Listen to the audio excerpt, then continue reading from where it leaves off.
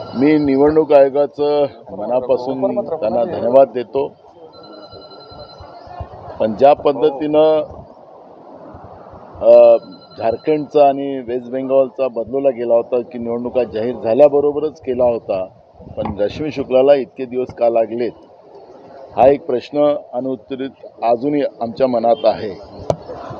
पण यांना आता त्या पदावरून हटवलं गेलं, पण त्यांना निवडणुकीच्या कुठल्याही या व्यवस्थेमध्ये त्या राहिल्या नाही पाहिजेत, याची काळजी निवडणूक आयोगाने घ्यावी, एवढी आमची विनंती त्या ठिकाणी राहणार आहे. सर, हिंदी में बताइए, रश्मि शुक्ला को हटाया गया, आपकी मांग भी थी, क्या कहोगे इस पे? देखो, चुनाव आयोग का मैं धन्यवाद करूंगा. जिस तरह से एक आईपीएस पोस्ट पे बैठकर राज्य की पुलिस महासंचालक पद पे बैठने के बाद बीजेपी को सपोर्ट करने वाली ये अधिकारी थी, अपोजिशन वालों के फ़ोन टेपिंग करने का काम ये कर रही थी. इनके बारे में हमने कई बार कंप्लेंट की, इनके ऊपर एफआईआर था. राज्य सरकार ने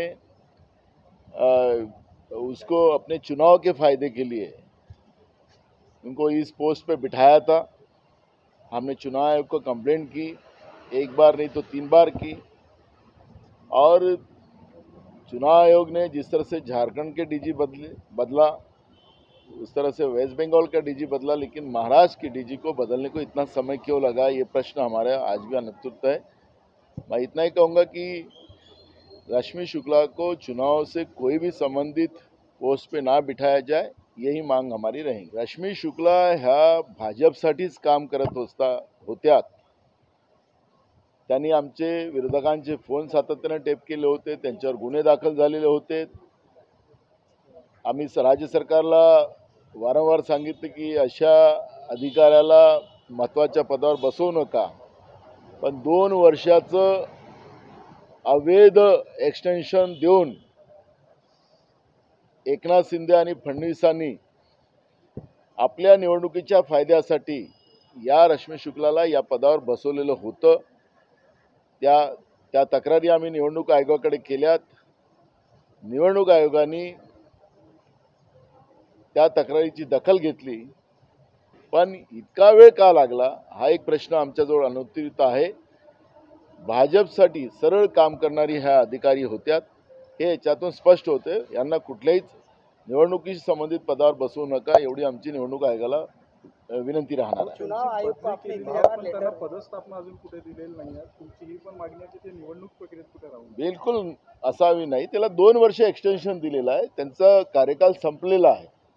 त्यामुळे कार्यकाल संपला असल्यानंतर त्यांना घरी पाठवलंच पाहिजे.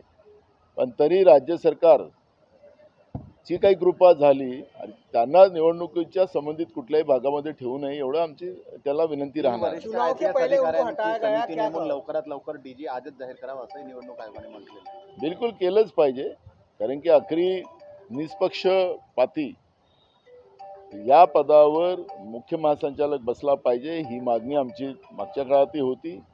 हे पद राज्याच्या पोलीस विभागातलं महत्त्वाचं आणि प्रमुख पद आहे. जेव्हाच्या रश्मि शुक्ला या पदावर बसल्यात, महाराष्ट्रामध्ये कायदा सुव्यवस्था बिघडलेला होता. त्या ठिकाणी सिनियर IPS अधिकाऱ्याची पोस्टिंग व्हावी आणि राज्यामधली ही गुन्हेगारी त्यांनी संपवावी, ही भूमिका आमची राहणार आहे.